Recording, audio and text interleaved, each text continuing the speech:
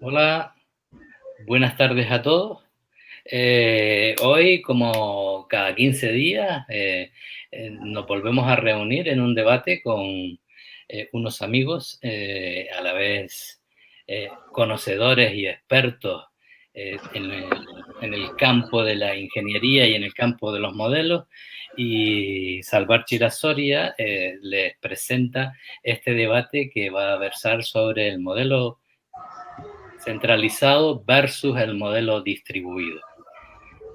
Vamos a ir tratando una serie de temas sobre el mismo que se irán introduciendo. Con nosotros esta tarde está Lucas Valido Rodríguez. Él ha trabajado en las empresas ACS, en fomento de construcciones y contratas, desarrollando proyectos y obras hidráulicas. Podemos destacar entre ellas la laguna de Barlovento en La Palma y la carretera, destacando la ampliación de la Gran Canaria 1 de Las Palmas al aeropuerto. Actualmente Lucas, aunque ahora mismo no está aquí porque se ha caído, pero no importa, es funcionario de carrera del Cabildo de Gran Canaria en tareas de supervisión de proyectos y obras de ámbito municipal, y es miembro activo del equipo técnico de la plataforma Salvar Chirasoria. Con nosotros también está, lo dejo para el final porque también se le ha caído la conexión, Francisco Cabrera Espósito, que es economista, ha sido analista del órgano consultor del Cabildo de Gran Canaria, de la Sociedad de Promoción Económica de Gran Canaria, y ha trabajado en el extranjero, en África y en otros lugares durante muchos años en este tipo de ámbitos. Buenas tardes, Francisco. Hola. Como les comentaba, también está con nosotros esta tarde Eduardo Martín Almeida. Él ha sido co-guionista del documental La transición hacia un nuevo modelo energético, promovido por PX1NME y BEMAGEC. Ha sido concejal, ex concejal de Urbanismo y Medio Ambiente en el Ayuntamiento de Santa Brígida, y es miembro de las plataformas ciudadanas locales El Parque que Queremos y Stop Vertidos Santa Brígida. Buenas tardes, Eduardo. Buenas tardes a todos, un placer estar aquí con todos ustedes. Ya habíamos presentado a Lucas, no lo repito. Buenas tardes, Lucas Valido, como miembro de la plataforma Salvar Chirasoria. Disculparán que caiga en algunos momentos las líneas, pero no todos vivimos en zonas de buena cobertura. Buenas tardes, Lucas. También está con nosotros Roque Calero Pérez. Él es perito industrial, ingeniero industrial, doctor ingeniero industrial y catedrático de la Universidad de Ingeniería Mecánica. Cuando he copiado un poco su currículum de la web, pues dije, pues hasta aquí llego, don Roque, porque si no me paso la tarde nombrando su currículum, pero sí me resulta interesante plantear que en su actividad académica destaca la propuesta y dirección de 70 proyectos de graduación en la Escuela Superior de Ingeniería Industrial, con alto componente de innovación, y la dirección de 6 tesis doctorales. Ha publicado como autor y coautor 40 libros y monografías, 60 artículos en revistas especializadas. En el seno de la Universidad de Las Palmas ha ostentado el cargo de director del Departamento de Ingeniería, director de la Escuela Técnica Superior de Ingeniería, y así podría seguir largo y tendido. Así que lo vamos a dejar, y me disculpa Roque en ese punto, ¿no? Como les decía, la plataforma Salvar Chirasoria intenta sacar a la ciudadanía el conocimiento de la problemática y el debate, y sacar al debate público todo el proyecto de la central hidroeléctrica Chirasoria. Y para ello nos parecía muy interesante poder hablar de los modelos y de otros temas que iremos tocando con los contertulios. Y sin más, quiero introducir ya ese primer tema, y lo sitúo justo en lo que es el texto concreto de la charla de esta tarde, ¿no? El modelo centralizado frente al modelo distribuido.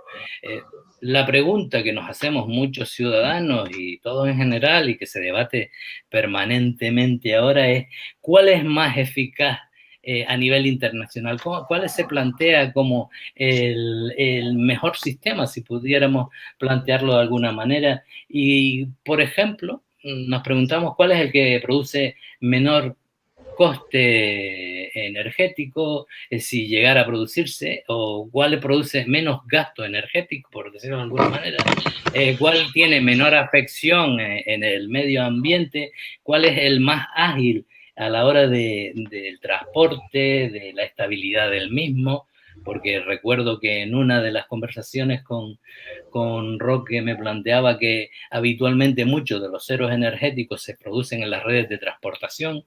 Y bueno, y si quieren, nos lanzamos ya al planteamiento y le doy pie al invitado que no ha estado nunca antes en estos debates, porque ya todos los demás han estado en algún momento.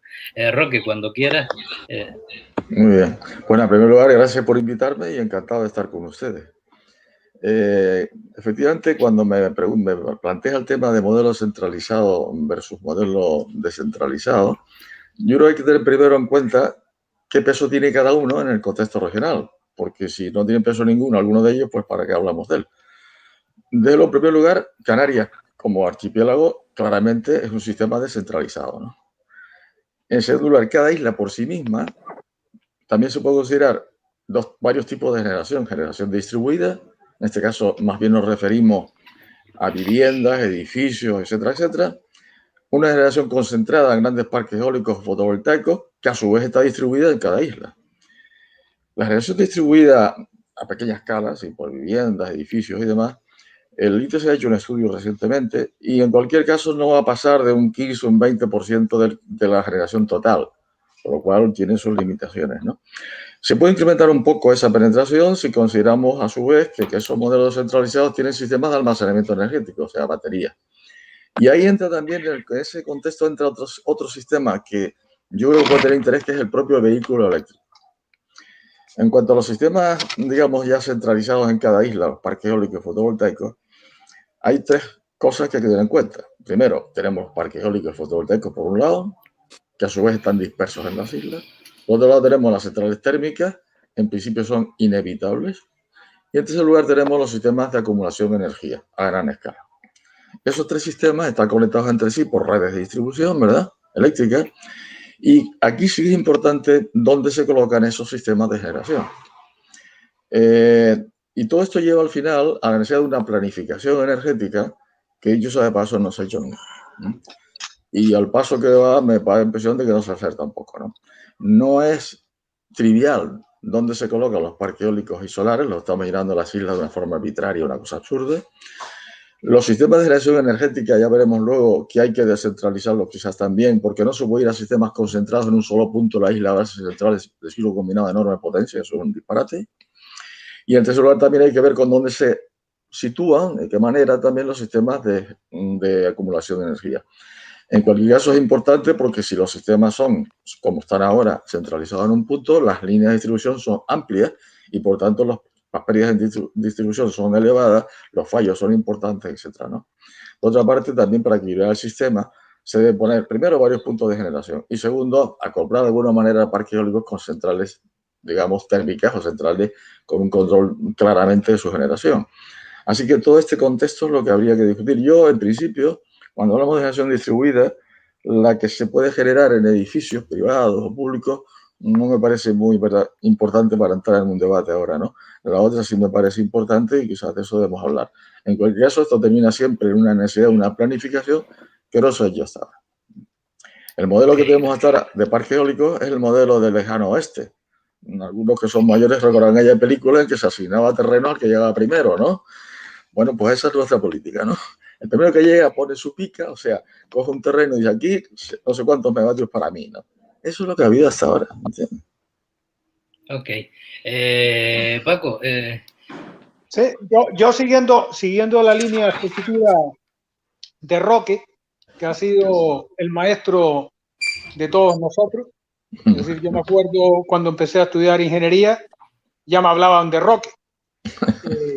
Pues siguiendo obviamente la línea que ha puesto nuestro maestro, yo incidiría que el propio desarrollo tecnológico ya va a llevar inevitablemente a una generación más distribuida. Ya de por sí, como dice Roque, las islas, por su tamaño, no son las unidades continentales donde hay centrales nucleares de 1000 megavatios o de 2000. Es decir, en realidad en Canarias ya de por sí, por sus características, ya no había esas concentraciones.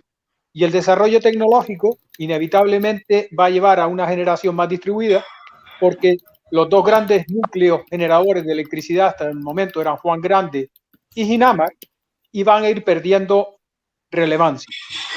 En cuanto a los sistemas de acumulación que irán ocupando en parte la relevancia que estos sistemas tendrían, apunto también a lo que dice Roque, que el parque automóvil va a ir jugando un papel creciente en la Smart Grid que tarde o temprano habrá que introducir en Gran Canaria.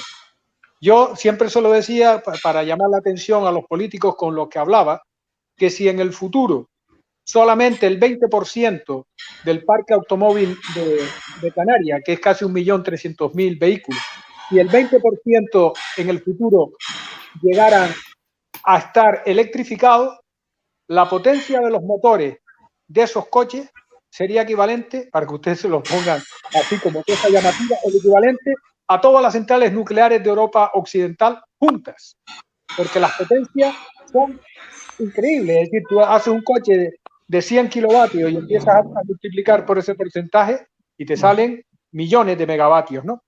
A lo que voy, que el desarrollo tecnológico hará que la distribución y la acumulación, la generación y la acumulación estén más distribuidas. Y eso obviamente va a contribuir a que haya las pérdidas en red en Gran Canaria son relevantes, pero no tan grandes. Es decir, el año pasado más o menos en el transporte y en la distribución y en la transformación de la electricidad, es decir, la diferencia entre la electricidad que salieron de los bornes de Unelco y terminaron en los enchufes de los hogares y de las industrias fue en torno al 7%. Es una cifra significativa, pero no es ultra determinante, ¿no? Ultra determinante.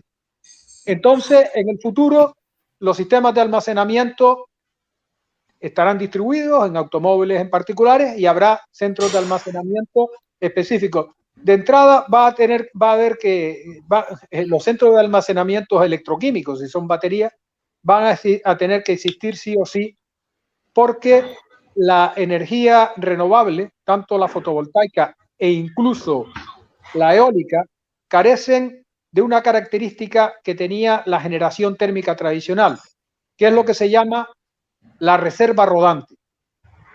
Yo les pongo un ejemplo. Imagínense hoy al mediodía que era un día soleado en el archipiélago. Imagínense que todos los parques fotovoltaicos que están pendientes de que le den autorización, porque ya tienen todos los permisos y los condicionantes, no solamente le falta la autorización final. Aquí, y en Gran Canaria, en esa situación hay del orden de 300 megavatios de parques fotovoltaicos que si le dieran la autorización se conectaban mañana mismo. Pues imagínense que le hubieran dado la autorización y que hoy al mediodía hubieran estado conectados. Esos 300 más los que existen en Gran Canaria, a grosso modo, hubiéramos tenido hoy al mediodía 400 megavatios de potencia fotovoltaica. 400. Si la isla al mediodía, que más o menos es lo que estaba demandaba 500, vamos a suponer que de esos 400 fotovoltaicos estuvieran produciendo 300, porque nunca producen al 100%, todos que estuvieran produciendo 300. Imagínense ustedes, los que no están versados en este tema, no obviamente Roque, y seguramente Lucas, imagínense ustedes que en un momento determinado esos 300 megavatios que tenemos sincronizados con la red, se pueden caer 70 o 100 megavatios de esos 300 en un minuto, simplemente porque la zona del sureste ha pasado una nube. Y se caen de repente 100 megavatios. El sistema no tiene reserva rodante para compensar esa caída fulminante, porque las máquinas térmicas solamente estarían produciendo 200 megavatios y no tienen la reserva rodante. Esa es la razón por la que no le han dado la autorización a estos parques fotovoltaicos. Simplemente porque ellos dicen, el sistema no lo aguanta. Y es verdad, el sistema no lo aguanta. Pero es que el sistema está basado previamente en máquinas que no responden rápido y en algo que no podría suplir ni siquiera Chira-Soria, que es dar la reserva rodante, que son fracciones de segundo hasta que entra la reserva primaria, que ahí sí podría entrar Chira-Soria. Y esa reserva rodante para la energía renovable, tanto la eólica como la fotovoltaica, solo lo pueden dar la batería. No es porque vayamos a acumular energía en la batería, sino esa potencia instantánea. Ok, gracias, Paco. Eduardo, introduce como quieras el tema. Recuerda que estamos con las posibles dudas que puedan haber o lo que quieras plantear sobre modelo centralizado y modelo distribuido. Creo que Eduardo se ha quedado atascado, así que te doy paso a ti, Lucas, si quieres introducir algún aspecto o algún análisis o alguna reflexión al respecto.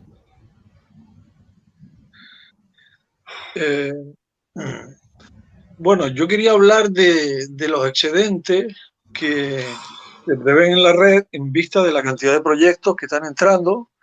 Entonces, en pocos años, si entran todos los parques eólicos marinos, se amplían las instalaciones fotovoltaicas y se hacen los proyectos que comenta el Cabildo en las cubiertas públicas y en el autoconsumo. Pues yo había estimado que se podía triplicar el pico de consumo que tenemos en Gran Canaria de 550 megavatios. O sea, que se podría alcanzar, pongamos, 1.700 megavatios, ¿no? Lo que significaría que... Ya estamos teniendo problemas con las conexiones. Con un 33% de esa potencia hay problemas. Yo tengo problemas por ahí. Continúa, volviste, continúa. Disculpa. Sí, bueno, que yo quería plantear el incremento enorme que hay de proyectos eólicos y fotovoltaicos. De manera que si llegamos incluso a triplicar el pico de consumo, significaría esto que prácticamente con generar un 33% de ese potencial que tenemos instalado, podríamos ya alcanzar el pico de consumo. Que ese pico se produce en una hora determinada, ¿no? El resto, digamos, del día no necesitamos generar tanto. Podríamos generar un 15 o un 20%, ¿no? Lo que significaría que incluso con nubes o un viento tirando a flojo se podría cubrir la demanda, ¿no? Entonces yo quería plantear en ese escenario, que puede ser dentro de 4 o 5 años, quería con unos números claros plantear dónde queda Chira-Soria. ¿Cómo no cabe en ese modelo? Porque el modelo, en principio, sería tener excedente prácticamente todo el año, de manera que las centrales estarían paradas. Los excedentes se utilizarían para producir hidrógeno verde o algo que está también ahora planteándose, amoníaco, que se puede conservar y transportar a 33 grados bajo cero o a 9 bares, ¿no? Porque el hidrógeno sí tiene más problemas al ser un gas muy ligero, obliga a bajar mucho la temperatura o a concentrarlo en mucha presión, ¿no? Entre 350 y 700 bares, lo cual es un problema y grande, ¿no? Entonces, con unos números claros, porque la gente también a veces nos está planteando que no entienden bien esto, ¿no? Vamos a partir de que el consumo diario en Gran Canaria de energía son unos 10 gigavatios. Esos son 10.000 megavatios, ¿no? El pico de consumo se produce a una hora determinada y son 550 megavatios. Bien, tenemos un potencial en las centrales que está cerca de 1 gigavatio, pero que se genera de forma permanente, ¿no? A base de los combustibles. Y luego tendríamos Chira-Soria, que tiene un potencial de 200 megavatios y una capacidad de 3,2 gigavatios. ¿Qué significa esto? Significa que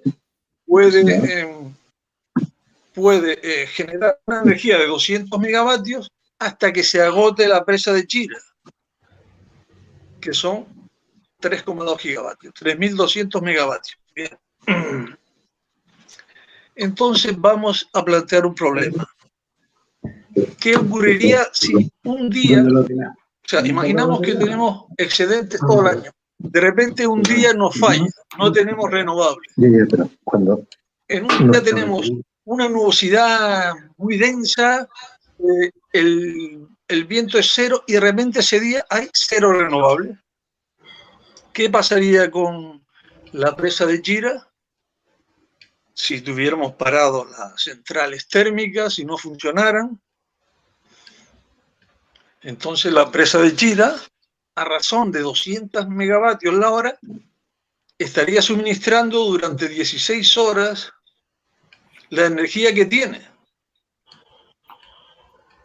Entonces entregaría 3,2 gigavatios a la red.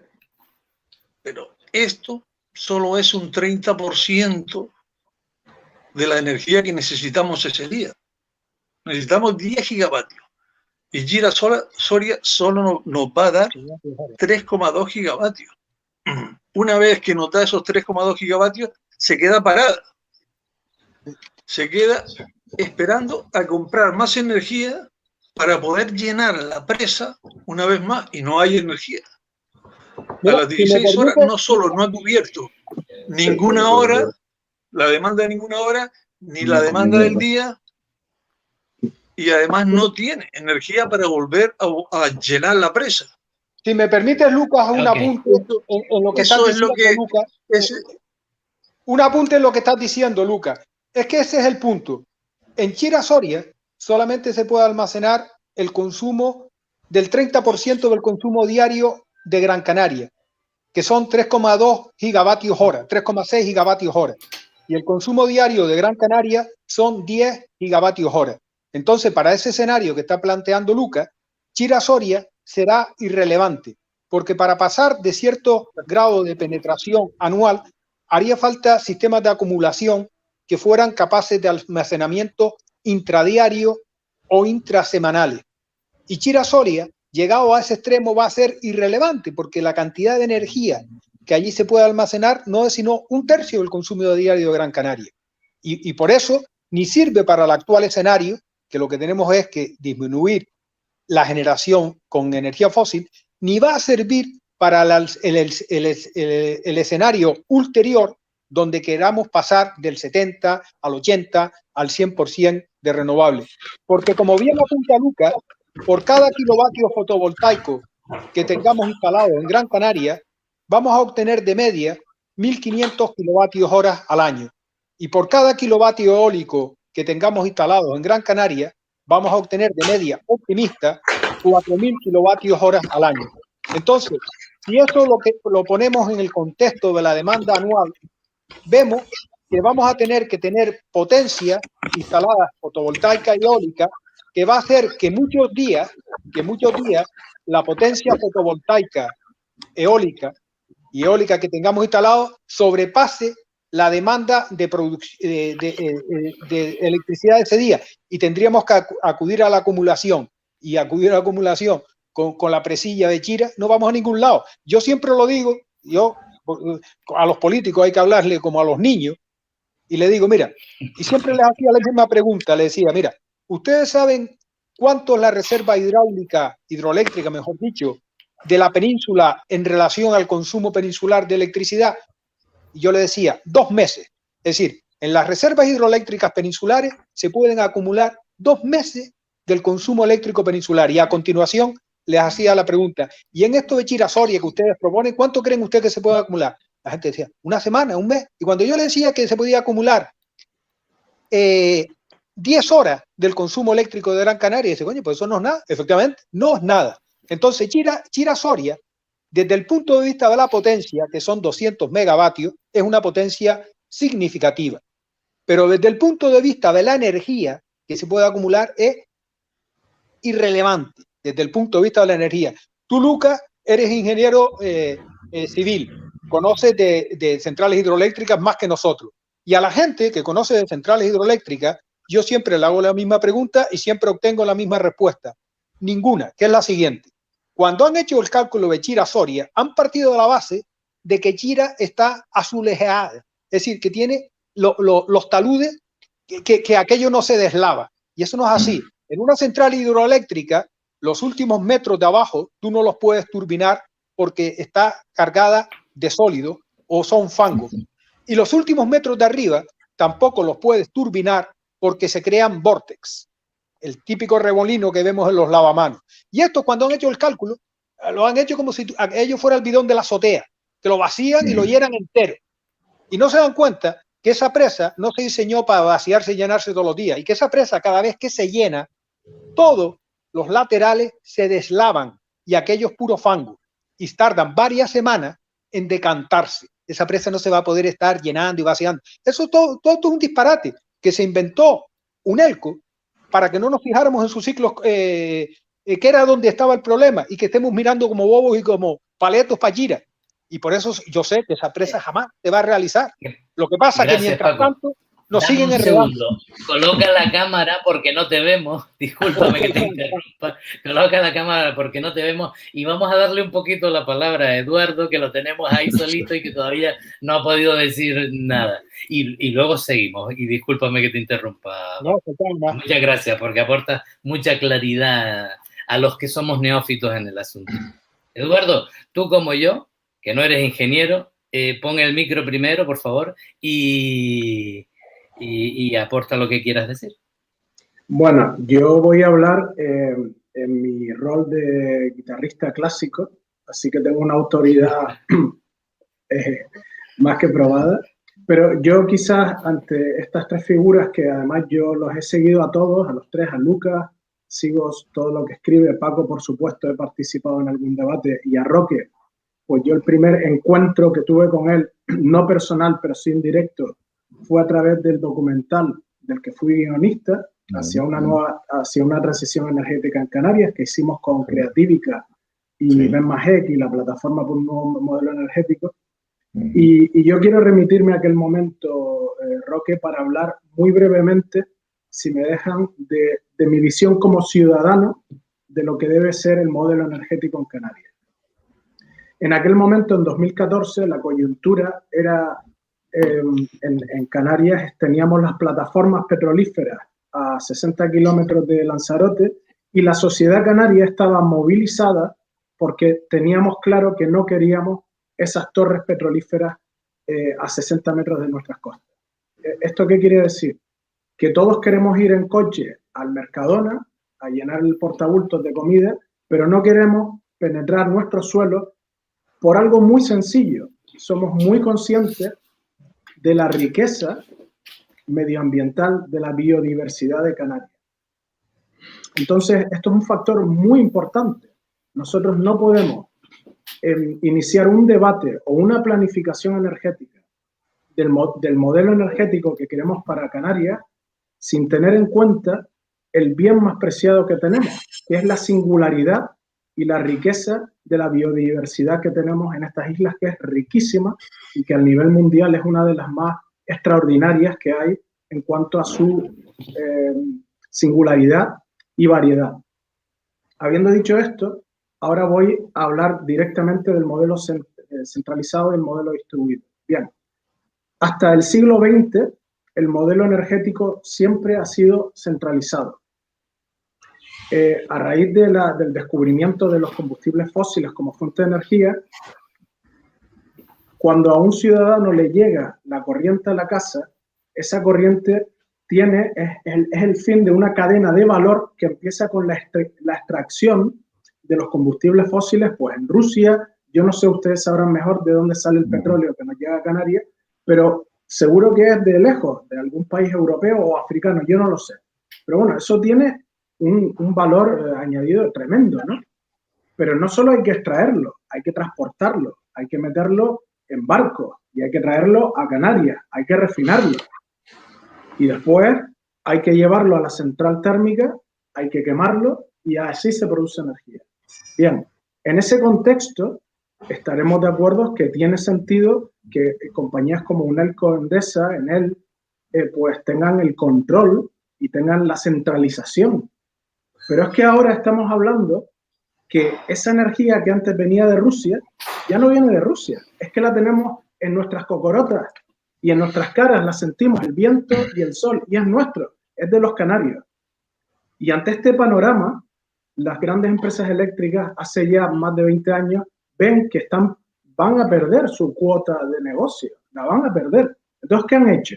Pues algo muy sencillo, han dicho, vamos a montar el sistema para que las sociedades sigan dependiendo de nosotros como almacenadores y generadores de energía. Porque eso ya lo hemos perdido con la irrupción de las renovables. Entonces, claro, ¿qué representan los grandes sistemas de almacenamiento? Pues una sustitución artificial, porque es artificial, porque ya no tiene justificación de ser de ese, digamos, origen del petróleo que ahora se tiene que traducir a condensar, almacenar energía eólica y fotovoltaica, principalmente en Canarias. Entonces yo le quería hacer la siguiente reflexión a las personas que nos están escuchando, ¿no? Que seguro que hay alguno que defiende tanto el modelo de red eléctrica, que en su vida ha hecho una central hidroeléctrica, es la primera que hace, y el modelo de Endesa, que es el de gran almacenamiento en batería. Nosotros tenemos la tecnología, ya la tenemos ya en el siglo XXI, para prescindir de estos grandes sistemas de almacenamiento. No me cabe duda que los técnicos que están presentes podrán diferir en algún aspecto, pero yo creo que con un modelo basado en el mix energético y un almacenamiento distribuido no solamente en los coches eléctricos, que estoy convencido que será una pieza muy importante del almacenamiento, como ya dijo la misma red eléctrica y UNESA en el año 2008, hay un artículo en El Economista, que antes de red eléctrica tener intereses en Canarias, dijo, el coche eléctrico será fundamental para el almacenamiento en el nuevo modelo energético. Y ahora no lo dice, claro, ahora no lo dice porque no le interesa decirlo, ¿no? Pero es que nos han vendido la moto tan bien, que lo que tenemos que hacer es lo que, en mi opinión, Roque, tú tienes más información que yo, dijiste tú en 2014, que yo eso lo tengo porque lo has dicho tú en el 2014, lo sigues diciendo ahora, que a pesar de tu posición, tú dices que lo primero que habría que hacer es permitir la integración de las renovables, cambiando los ciclos combinados. Y yo creo que en el fondo, Roque, igual me meto donde no me llaman, pero lo que tú estás queriendo decir es que si eso lo permitimos, el sistema se equilibra por sí mismo. Se equilibra porque ya el papel de Unelco pierde sentido como generador de energía. El papel de red eléctrica como gran almacenador pierde sentido también. ¿Entiendes? Entonces, de esa manera se distribuye, digamos, el papel de los generadores y almacenadores en los ciudadanos. Y bueno, y yo corto ahí para no enrollarme, pero bueno, esa es básicamente lo que... Ya estaba viendo la cara de Pedro Pablo. Y la discusión es muy interesante y para los que nos siguen, cuando empezábamos antes del debate, les planteé como 8 temas a tratar y veo que ya vamos avanzadísimos y todavía estamos en el primero. Así que, Roque, que ha sido el que menos ha hablado, si quieres añadir algo a esto que han comentado los contertulios, y te introduzco por si quieres introducir también el siguiente tema que planteaba la necesidad, que ya lo tocaste de manera puntual, la necesidad de una planificación estratégica, y yo lo planteo desde la parte de lo que es el impacto en el territorio, como una buena planificación puede tener una cobertura también y una protección del territorio, porque lo que estamos viviendo actualmente, y no solo en Canarias, como bien planteaba, sino se está viendo a nivel nacional, es el desarrollo de manera anárquica y brutal, que ya incluso nos estamos organizando a nivel de todo el Estado para intentar, pues, reconducir todos estos asaltos al territorio agrícola, al territorio de protección medioambiental, que está modificándose incluso las leyes y que con la nueva ley de transición, el fiasco que plantean de cómo cubrir solo un 23%, cuando justo ayer mismo salía en televisión de la necesidad de establecer un 50% a nivel Europa, comparándonos con el 92, o sea que es todavía mucho peor. Entonces, me gustaría, si quieres terminar sobre esto que han comentado los compañeros algo, y luego que introdujeras este aspecto de la planificación estratégica, que creo que es fundamental a la hora de la cooperatividad en la gestión de los ciudadanos también. Sí, hasta ahora, como decía al principio, no ha habido ninguna planificación. La planificación ha consistido, el primero que llega pide el permiso y tiene la concesión, sea donde sea. Imagínense ustedes un campo de fútbol donde se quiere poner energía eólica, por ejemplo. Hay dos formas de hacerlo. Ordenar una serie de filas dentro de ese campo de fútbol para optimizar la producción energética, para obtener de esa superficie la más energía posible. Una opción, planificando. Otra opción, que se coloque cada uno donde pueda. Si se coloca cada uno donde pueda, posiblemente no llegamos a captar ni el 30% de la energía que hay en ese campo de fútbol. Bueno, pues eso es justo lo que estamos haciendo en Canarias. Hemos cogido un montón de territorio para poner parques eólicos en cualquier sitio y estamos, digamos, destruyendo ese recurso. Estamos infrautilizando ese recurso. Por tanto, lo que hay que hacer es una planificación territorial. Yo he dicho muchas veces, no sé si delante de ustedes, que todavía queda una opción en este desmadre, digamos, ¿no? Es que los cabildos tienen la potestad de la planificación territorial. Y son los cabildos los que tienen que dar permiso para que se instale o no un parque fotovoltaico o un parque eólico. Por tanto, los cabildos deberían haber hecho ya, y todavía quizás estén a tiempo de hacerlo, una planificación territorial, de manera que en cada isla se diga, los parques eólicos hay que ponerlos aquí. Además, desde mi punto de vista, ese territorio, esa mina, digamos, tiene que ser pública y tiene que estar ordenada, como si fuera un polígono industrial, con sus calles, con sus líneas de evacuación, etc. Y el que quiera poner un parque eólico, le diremos, bueno, mire usted, plataforma Gran Canaria 1, línea 3.4. De esa manera se consiguen muchas cosas. Primero, no destrozar el territorio. Segundo, destrozar el territorio me refiero no solamente a tener las máquinas puestas, sino la carretera de acceso, la línea de evacuación. Eso encarece muchísimo la aportación de energía eólica, en este caso, ¿no? Y además tenemos una posibilidad enorme, que nunca se ha discutido ese asunto, que es socializar ese recurso, porque pocas empresas y, desde luego, pocos grupos de ciudadanos pueden invertir para poner un parque eólico, pero para poner un generador o dos en la línea 3 sí que pueden hacerlo. Además, también las instituciones públicas pueden acceder a ese recurso porque pueden poner sus molinos ahí. El señor de Artenara no tiene que poner un molino en Artenara, lo pone en la plataforma Gran Canaria 2.5. Es decir, y esa planificación depende de los cabildos. Y se lo he dicho a todos los presidentes de cabildos. No ha habido forma, ¿no? Creo que todavía estamos, no sé si alguno de ustedes puede pensar otra cosa, a tiempo de hacerlo. Porque los permisos los que no se han concedido aún se pueden bloquear y los que están concedidos ya se puede conseguir, creo yo, un acuerdo para que se trasladen a la plataforma Gran Canaria 2, no sé cuánto y no sé qué. Porque todos salen ganando con eso, ¿no? Así que ese desmadre que ha habido ahora yo creo que se puede controlar. Por otra parte, comentaba antes, Lucas creo que era, la potencia enorme que se está pidiendo. Lucas, tú perdona, pero Fuerteventura, la potencia máxima pico son 120 megavatios. Y creo entender que hay más de 1000 megavatios solicitados. Y quizás hasta concedidos, ¿no? Imagínate tú, ¿no? Cuando nosotros hicimos el estudio que hicimos en su momento de optimización del sistema de Gran Canaria, y la optimización fue algo que no se ha hecho nunca. Optimizamos, yo le diré por qué, energía, agua y movilidad. Cuando hicimos eso, nos encontramos que en Gran Canaria no cabían más de 670 megavatios eólicos y 220 fotovoltaicos. No cabían más, porque el siguiente molino iba a entrar 2 horas al año y nadie puede invertir para eso. ¿Vale? También vimos que la central solar de Chira significaba dar un pequeño salto del 7% en la penetración de renovables. Y que baterías, el equivalente, significaba un 10% porque tiene un mayor rendimiento las baterías. Estamos hablando de esas cosas, ¿no? Es decir, estamos hablando, y además estamos hablando de que para llegar a un 70% había que eliminar los ciclos combinados y sustituirlo por máquinas de 25 megavatios. Eso se ha hecho. Está todo, lo tienen los cabildos. Lanzarote, Fuerteventura, La Palma y Gran Canaria. Y por tanto yo no sé qué estar esperando. O qué esperar en su momento. El caso es que la cosa no ha seguido mejorando, sino incluso empeorando, ¿no?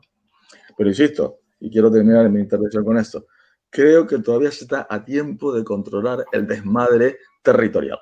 Que yo estoy de acuerdo con Eduardo que es un desastre, ¿no? Un desastre. O sea, que me digan a mí que en las montañas no sé cuál es de Fuerteventura hay que poner un parque eólico porque hay más viento. Claro que hay más viento, pero hay que hacer una carretera, hay que destrozar el paisaje, hay que hacer 1000 cosas. En el valle no sé cuál hay un pelín menos de viento, pero no hay que destrozar nada. No hay que hacer carreteras, no hay que hacer líneas de transporte, no hay que hacer nada de eso. Y además se puede tener un impacto social elevado si se hace de esta manera. Así que para mí todo ha sido un despropósito desde el principio, ¿no? Un último apunte nada más. En cualquier caso, cuanto más sea alta la penetración de renovables, más se exige un sistema de respaldo, antes hablaba Paco de la potencia rodante, ¿no? Y sistemas de acumulación. En un periodo transitorio, no sé cuánto tiempo va a durar, desde luego el sistema más barato de acumulación es gasoil, ¿no? O petróleo. Lo que pasa es que tenemos que convertir el petróleo 100 unidades de consumo en 2 unidades de consumo para que arranque 10 días al año. Y eso lo calculamos en nuestro proyecto, lo calculamos. Y eso es lo que salía más o menos. Porque además, curiosamente, la inversión en estas máquinas de 25 megavatios es muy baja frente al consumo de combustible en su vida útil. Yo no sé si ustedes se dan cuenta que cuando yo hablo de estas máquinas térmicas, en este caso, posiblemente necesario durante años, cuando unos cruceros que llegan aquí al puerto de la Luz, un crucero grande, esto que está atracado ahí, tiene en sus bodegas 90 megavatios de potencia instalada. 90 megavatios. Tienen 10 motores de 9 megavatios. Están metidos en un trocito del barco, ¿sabes? Así que cuando decía antes el tema distribuido, ¿por qué no pensamos en una peñita central en el norte, una peñita central no sé qué? Y ya está, y se acabó todo. ¿Cuántas veces al año arranca? En el programa que hicimos de simulación sabíamos exactamente cuántas horas funcionaba cada grupo. Y les puedo decir a ustedes que para optimizar el sistema, la térmica entraba en un 10 o un 15% como mucho al tiempo. Y solamente parcialmente. Eso hasta que no tengamos unos sistemas de acumulación operativos y más baratos que todavía no los tenemos, ¿eh? Por tanto, hay un periodo de tiempo ahí. Yo lo que decía con el tema del gas es que no se debería emitir la implantación del gas porque eso es una infraestructura carísima que hay que amortizar durante 25 años y durante los próximos 25 años se bloqueaba la penetración de renovables. ¿Qué es lo que está pasando ahora? Mientras no se quiten los ciclos combinados, lo que nos salía de ese programa de simulación en Gran Canaria era máximo 45%. Con sistemas de acumulación, 55%. Y de ahí no pasamos. De ahí no pasamos. Ok. De ahí se introduce, y les introduzco a todos ya y vayan participando como quieran todos, el planteamiento que fue lo primero y que por fin ya sale al discurso público en general, del hecho de que el primer objetivo real de lo que pueda ser una transición hacia las renovables en estos momentos, que busque ese modelo distribuido, y no sé qué opinan ustedes, es la eliminación de los ciclos combinados. Y siempre aparece el concepto del coste que tiene y si ya están cubiertos los costes de estos ciclos combinados. Si me permiten, añado un poco a lo que decía Paco para aclarar un poco, Paco, si me permites, ¿no? Nadie quiere que se le vaya la luz nunca, ni se puede permitir que se vaya la luz ni un segundo, porque si no se desploma nuestra economía, ¿no? Nos quedamos... Sí. Por tanto, el sistema eléctrico tiene que estar muy bien controlado, ¿vale? Si uno tiene, como decíamos antes, un grupo térmico, un ciclo combinado de 220 megavatios, en este momento que estamos en Gran Canaria, 220 megavatios, hay que tener una potencia rodante de 220 megavatios. De manera que si ese grupo se viene abajo, nadie se entere que sale. Y el otro no se arrancó, sino se aumentó su potencia, ¿vale? Y las energías renovables nunca son potencia rodante porque no se pueden garantizar. Por tanto, si yo tengo 220 megavatios térmicos, tengo que tener 220 megavatios térmicos de potencia rodante. En general no funcionará a 220 cada uno, sino un poco menos. En cualquier caso, lo que quiero decir es que esa potencia rodante térmica exigible resta la penetración de renovables. Sin embargo, si tenemos un grupo de 25 conectado a la red, 20 grupos de 25 en este momento, uno solo se viene abajo. Y la potencia rodante es un grupo de 25. Y por lo tanto podemos tener un montón de potencia renovable metida en el sistema. ¿Entiendes lo que digo?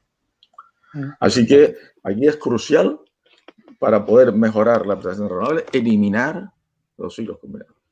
Okay. Mira, cogiendo el punto que señalaba antes Roque, en cuanto al tiempo que va a haber que esperar a que los sistemas de acumulación se abaraten lo suficiente para que todos estos problemas que estamos teniendo ahora desaparezcan, cuando tengamos almacenamiento electroquímico, electrofísico o con el amoníaco barato, todo esto ya desaparecerá y desaparecerá UNELCO y desaparecerá todo, porque simplemente en tu casa pondrás el sistema y adiós, muy buena.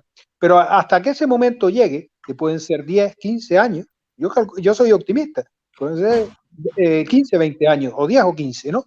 Hasta que ese momento llegue, la planta de generación térmica, para garantizar esa continuidad en el servicio que nos decía Roque, es imprescindible. Pero tenemos que tener la planta de generación térmica que permita maximizar la penetración de renovable. ¿Por qué?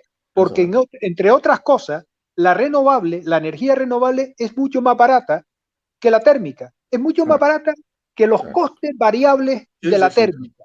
Entonces, nos podemos permitir el lujo, abaratando la electricidad, de tener equipos térmicos que cuando tenemos renovables los tenemos en mínimo. Parados.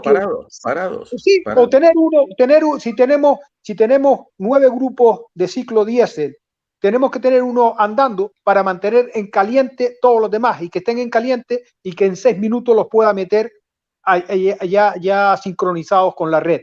Entonces, en este momento, desde el punto de vista medioambiental y desde el punto de vista económico y con toda la posibilidad técnica del mundo, lo que procede para el plazo que nos hace falta hasta que los sistemas de acumulación estén a esos niveles bajos, vamos a tener que tener una planta térmica. Inevitablemente, lo que hay que evitar, que es lo que está tratando de hacer en este momento Enel, es que esa planta térmica vuelvan a ser los ciclos combinados.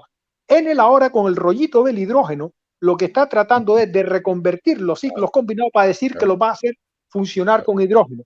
Pero lo que no dice, porque no le conviene decirlo, aunque lo saben perfectamente, es que esos ciclos diésel que se deberían poner ahora para sustituir a los combinados, hoy pueden funcionar con hidrocarburos líquidos, pero también pueden funcionar con hidrocarburos gaseosos y también pueden funcionar con hidrógeno. Es decir, que es una planta que nos sirve ahora porque la infraestructura para el hidrógeno no se puede montar de la noche a la mañana. Porque no hay electrolizadores en el mundo, es que simplemente no los hay. La economía del hidrógeno tardará 5, 10, 15 años.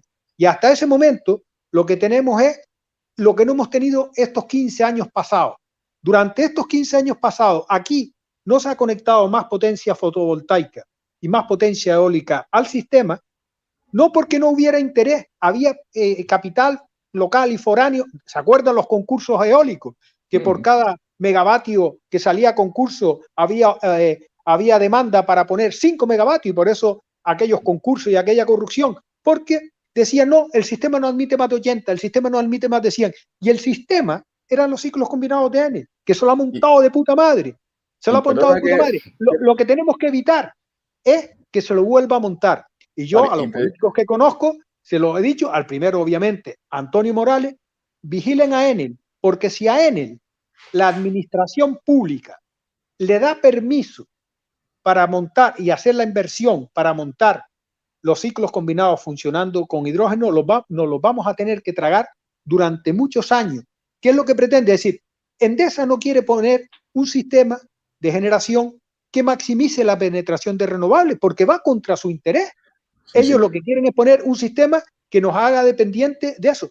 y que lleguemos al disparate de como lo plantean los propios defensores de Chira Soria, que es lo siguiente. Y lo dicen, y además lo dicen, y yo se lo digo, mira, es que sí, así va a ser. Ellos lo que pretenden, fíjense ustedes qué disparate pretenden. Pretenden que si aquí tenemos una noche ventosa, ese viento lo utilicemos en bombear agua a Chira y que mientras tanto sigamos consumiendo la electricidad de las calderas de Unelco. Y no es así. Si tenemos una noche ventosa, tenemos que consumir la electricidad de ese viento, poner los equipos de Unelco a los mínimos y dejarnos de estar bombeando nada y cargarnos la mitad de la isla para una reserva hidroeléctrica. Y eso es lo que ellos han conseguido, lo han conseguido en los 15 años pasados. Por eso el año pasado el grado de penetración de renovables en Gran Canaria fue el 18% y en la península fue casi el 50%. Y nosotros podemos generar electricidad eólica y fotovoltaica bastante más barata que en la península, porque tenemos más horas de sol y más horas de viento. La electricidad clásica es la más cara de Europa y así todos tenemos el 18, ellos casi el 50. Es un fracaso social. Pero una observación respecto a eso, que nosotros cuando hicimos el trabajo que hemos dicho que hicimos, ¿no?, de optimización del sistema de energía, agua, movilidad, y luego me gustaría, Pablo, que habláramos de estas dos cosas, agua, movilidad, lo pusimos para el año 38. La simulación la hicimos el año 38. ¿Por qué el año 38? Porque el año 38 todos los ciclos combinados estaban amortizados. Su valor residual era 0.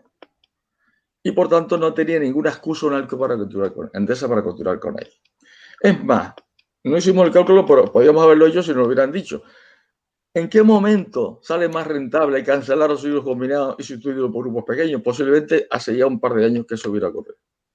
Pagando el valor residual de ese equipo. Además, sabes que el periodo de amortización. Así que tenemos ahora la oportunidad de exigir a Endesa, a Enel, que cambie el sistema. Pero sabes que los ciclos combinados, Roque, los plazos de amortización del fabricante aquí se han reducido y se les ha pagado a Unelco, porque al hacer funcionar esos ciclos combinados con gasoil en lugar de con gas natural, se les ha cortado la vida a las turbinas. Porque hay que recordar, porque todo aquí es un montaje de Enel, es que todo es un montaje de Endesa. Hay que recordar que esos ciclos combinados se pusieron porque iba a entrar el gas natural en Canarias. Y ese fue el argumento para defenderlo. Como el gas natural no entró, se han hecho operar todos estos años con diésel. Es un disparate que no se produce en ningún sitio del mundo. No hay en ningún sitio del mundo ciclos combinados funcionando en base con gasoil. Las turbinas estas que aquí funcionan con gasoil, las 8.200 horas del año, en el mundo funcionan a lo mejor 200 horas al año, como por ejemplo en Fuerteventura, en Lanzarote, hay turbinas que funcionan 200 horas al año con gasoil. ¿Por qué? Porque es un sobrecoste del carajo la vela. Pero a Unelco, como no le importa nada, porque todo lo que gaste se lo van a pagar. Pido tiempo, queridos contertulios. Es súper interesante, pero yo he prometido terminar más o menos en tiempo y forma el debate, incluso estirándolo un poquito, y nos interesa introducir no solo lo que planteaba Roque sobre el trinomio, al cual yo le añado una cuarta pata a la mesa, que es el ambiente como nuevo enfoque que debe de tener cualquier tipo de este tipo de actuaciones, pero sí lo voy a poner en un brete porque he visto, y me salto un par de los temas que habíamos dicho que íbamos a tratar, porque ya van a ser las 9 y solo estamos en el segundo punto. Sí les quiero plantear, porque a ambos les he oído decir en múltiples ocasiones que Chira Soria no se va a hacer y que están convencidos de que no se va a hacer, tanto uno como el otro. En primera persona lo he oído decir. Entonces, yo lo que me planteaba es qué motiva que el Cabildo, las administraciones, los partidos políticos, el presidente en este caso, Antonio Morales, apuesten con tanta fuerza por este proyecto. ¿Ustedes qué opinan al respecto? Y la pregunta es a los cuatro. Yo me arriesgo a responder el primero y directamente. Primero, porque tengo una relación cordial de aprecio y de respeto con Antonio Morales. Pero lo que digo aquí, se lo digo. Antonio Morales es uno de los pocos políticos, yo digo, para mí el único, por el que yo pondría la mano en el fuego. Es decir, Antonio Morales en mi opinión, se mueve por lo que él considera el interés general y la defensa de la ley. Pero lo mismo que digo esto, digo también lo siguiente: se ha dejado enredar por Enel. No sé si él directamente o los técnicos que lo aconsejan. Y yo no me he cansado de decirles a él y a todos que asunto de que han tomado como bandera un proyecto que ideó Endesa. Endesa hace 15 años salió con el rollo de que quería Chira-Soria para aumentar la penetración de renovables, como si fuera Teresa de Calcuta. Es decir, ellos vinieron con un proyecto y les dijeron: mira, vengo con un proyecto para yo facturar menos. Y se lo creyeron y se lo compraron. Una cosa que a mí me alucina. En lugar de haber encendido todas las alarmas y decir, ¿qué coño esconden esto detrás? Y después, Antonio Morales, en el caso concreto de Chira-Soria Gran Canaria, él y los técnicos que lo asesoran piensan que también es una manera de solventar el problema del agua en la isla, de poder subir agua hacia arriba. Y yo no me canso de decirle que para tener agua en Gran Canaria y en las cotas altas, lo primero que hay que hacer es no traer agua de las cotas altas a la baja, porque si no nos vamos a tropezar con una tubería que baja agua de los pozos de Fontanales y otra tubería que sube agua de la desaladora. Primera cosa, no bajar agua de las cotas altas a la costa. Segunda cosa, dejar de verter decenas de hectómetros cúbicos de agua residuales al año al mar. Ustedes dirán, ¿cómo cabe, en qué cabeza cabe que en una isla se esté desalando agua y al mismo tiempo vertiendo agua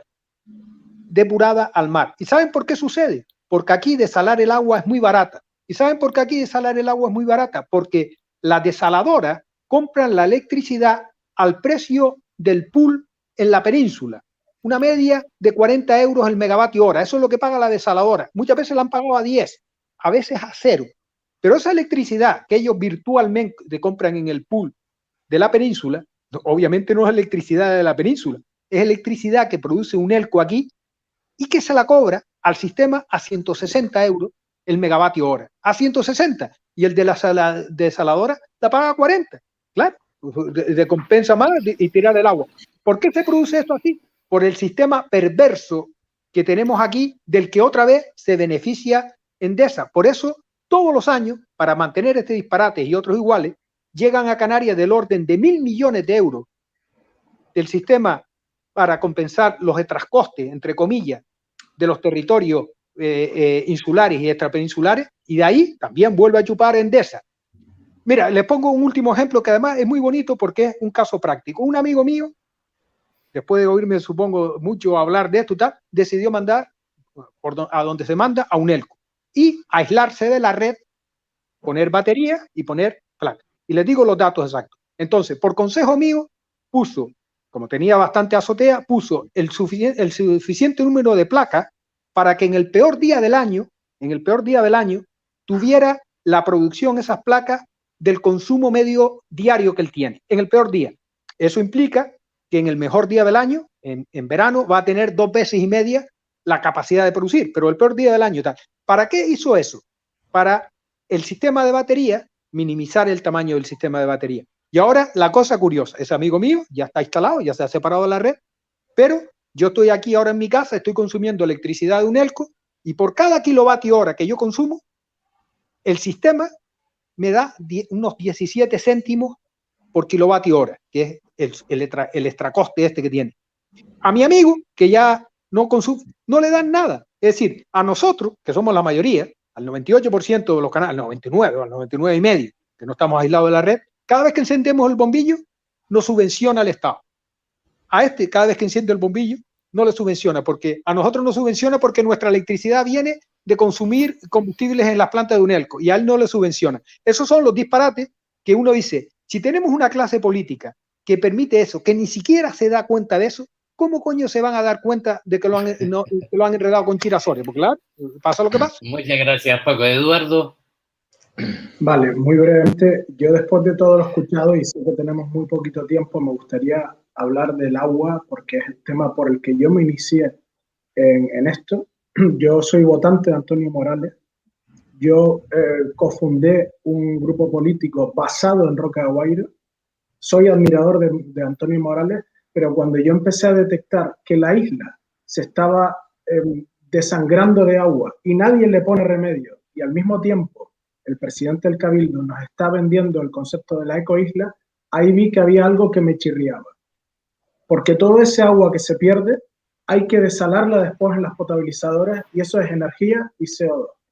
Yo quería hacer, y con esto me callo, un llamamiento a las personas que están escuchando este programa, que sé que algunos son políticos, y les quería pedir, por favor, estamos, como ha dicho Roque Calero, como ha dicho Paco y como ha dicho Lucas, en un momento trascendental, un punto de inflexión, donde podemos nosotros, los Gran Canarios, ser soberanos de nuestra energía, por lo menos parcialmente. No sigamos a los políticos porque hablen y pensemos que ellos tienen la razón. Informémonos y en los partidos políticos urjan al debate. Es el momento, paremos cautelarmente esto para poder cambiar los ciclos combinados y entonces seguimos hablando. Y si cuando cambiemos los ciclos combinados resulta que la planificación energética dice que se necesita Chira-Soria, pues ya se verá. Pero ahora cambiemos los ciclos combinados, forcemos una planificación energética, porque eso es lo primero que tiene que ir. Es que ustedes no se dan cuenta que una instalado Chira-Soria, eso ya determina el modelo energético para los próximos 100 años. Es una estrategia del trilero. No podemos dejar que eso se haga. Primero viene la planificación, después viene pues todo lo demás. Eso es evidente y permíteme, Pablo. Permíteme un segundo.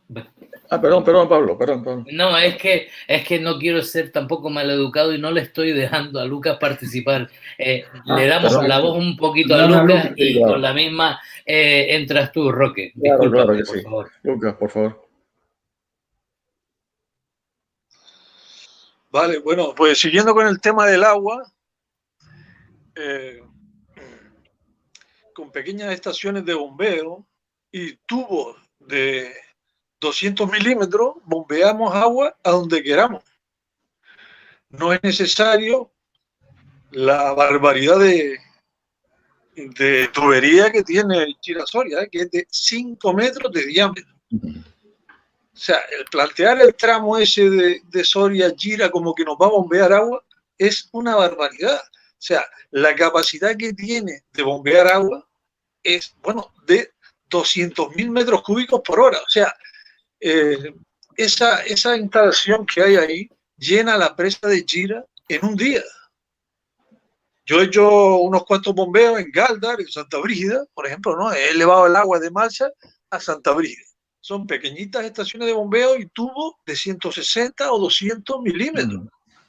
Y si queremos hacer una red de riego o de hidrante para el tema de incendios en la cumbre, pues son pequeñas estaciones que pueden salir de muchos sitios. Pueden salir de desaladoras que hay en Guía, en Aruca, en la aldea, y son, ya digo, son pequeños tubos y pequeñas bombas de igual 50 caballos. No hace falta esa barbaridad, o sea, vender ese agua ahí, vale, usted quiere agua en la cumbre, usted quiere bombear, bueno, está bombeando agua de Arguineguín a Soria, vale, pues de Soria a Chira y de Chira a donde quiera, con pequeñitas estaciones de bombeo y tubos de 160, 200 milímetros, la lleva. Ese es un tema, lo del agua, ¿no? Y otro tema, si quiere, es que en pocos años el autoconsumo nos va a llevar a desconectarnos de la red. Claro. O sea, va a llegar un momento en que tener paneles en la cubierta con batería y coche eléctrico con batería se generalice, igual que se ha generalizado, por ejemplo, el smartphone, que solo lleva 13 años.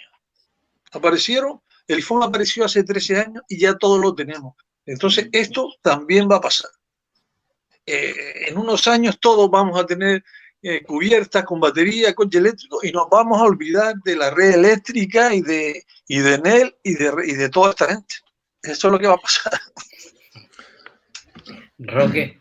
Vamos a ver, Lucas, el problema está en que la ciudad de Las Palmas somos 400.000 habitantes y no hay azoteas para suministrar, porque no hay azoteas, ¿no? Pongamos el siguiente escenario. Vamos a ver si conseguimos, y lo podemos hacer, que un 20%, un 25% de la generación sea distribuida. Cubiertas, etcétera, con fotovoltaica. 20-25%. Vamos a suponer que el 8 o 9% que estamos hoy consumiendo de energía eléctrica para desalar y bombear agua, lo hagamos independiente de la red, es decir, con renovables. Ya estamos ya en un 30 y pico %. Pongamos que una parte importante de la flota de vehículos eléctricos ponemos renovables directamente a cargar baterías de esa flota. Ya estamos hablando de un 50%, un 60%. Tema del agua. La semana pasada hicimos la presentación de un trabajo que hemos hecho aquí, digamos, con mis hijas, ¿no? De una desaladora en Fuerteventura a instalar en Pozo Negro para suministrar agua agrícola a la parte central de Fuerteventura. Ese proyecto, ese estudio se ha hecho. Hemos hecho primero un modelo de simulación, de optimización. ¿Cuál es el resultado? Vamos a desalar con una planta fotovoltaica de 1.600 kilovatios, que no es ninguna barbaridad, una planta no muy grande. Vamos a desalar 680.000 metros cúbicos de agua cada año. Y esa agua la vamos a elevar de la costa hasta Antigua, 250 metros de altura. ¿Sabe usted cuál es el coste de todo eso? 45 céntimos el metro cúbico. Si no bombeáramos el agua, sino a pie de planta, estamos hablando de agua a 32 céntimos el metro cúbico. ¿Qué quiere decir eso? Que el problema del agua producida 100% con renovables no es ningún problema para Canarias. Es la gran opción de Canarias. Y yo no entiendo por qué esto no es lo prioritario en nuestra región. No lo entiendo, no lo puedo entender. Si hasta hace poco yo lo decía sin echar números, no me querían, pero es que ya tengo los números, ¿no? Se han echado los números, ¿vale? Es decir, podemos desalar 600.000 metros cúbicos al año para suministrar a un montón de agricultores en la isla de Fuerteventura a un precio del agua de entre 30 y 40 céntimos el metro cúbico. Es decir, a un coste similar al que cuesta la energía en desalación convencional. Pero un coste que no va a variar de aquí hasta el infinito. Entonces, es que, y termino, Canarias puede ser el ejemplo mundial de desarrollo sostenible. Siempre digo lo mismo. Podemos ser el ejemplo mundial de desarrollo sostenible. Y la parte de la planificación está hecha. Ustedes no la conocen, pero si quieren otro día, Pablo, lo comentamos. Porque hemos hecho trabajo de planificación para... pero lo tienen un cajón metido ahí y no lo sacan, ¿no? Entonces, el tema energético, esta visión que digo yo, es radicalmente distinta y hablaríamos de otras muchas cosas, ¿no? Los emplazos, si me permites que te interrumpa, Roque, los emplazos para otro debate, porque ya nos hemos pasado de la hora rato. No hemos tocado ni el tema de la eficiencia, ni el tema movilidad, agua, energía, medio ambiente, como 4 patas de la mesa. Los emplazo a todos. Si les apetece, quieren y son tan amables de compartir con nosotros ese ratito. No hemos tocado aspectos como la comparativa y el ejemplo que se pone de Corona del Viento como ejemplo de lo que sería Gira Soria, cuando en realidad el discurso que establecen que es otro fiasco que nos están vendiendo. Hay muchos temas que podríamos seguir tratando. Ya estamos en la hora, por lo tanto no voy a introducir ningún tema más, ya cerramos el asunto. Quiero agradecerles por estar con nosotros y aportar tanta información que creo que es muy importante para que la sociedad canaria siga tomando conciencia de cuál es la situación y emplazarlos para un nuevo encuentro y agradecerles su participación a los 4. Discúlpenme tanto los que nos siguen, porque no les he podido pasar ninguna de las preguntas muy interesantes de algunas que nos han hecho por el chat, y a los que les he dado menos tiempo, pues que me perdonen también. Muchas gracias a todos y buenas noches. Buenas noches, gracias, buenas noches. Un saludo a todos. Buenas noches. Adiós.